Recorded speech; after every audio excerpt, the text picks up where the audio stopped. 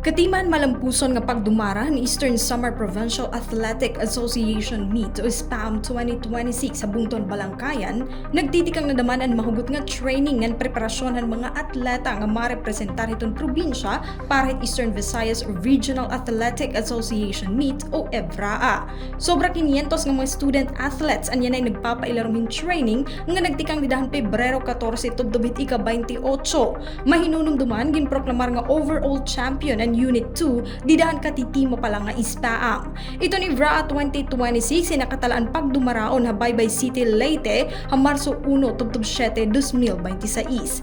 Preparado na daman ang mga venue ha Baybay City para iton kompetisyon kundi interese nga schools division ha Bugos nga Rehiyon 8 iton mapartisipar. Pira ha mga ginpre-preparan nga mga individual sports and track and field, swimming, gymnastics, chess, archery and billiards. Para naman han team sports and basketball, volleyball, football, futsal, baseball, softball ng sipak takraw. Sugid man ang arnes, panchak silat ng wushu para han martial arts category. Tiga nga syudad it Borongan, Heidi Upada, Eastern Samar News Service.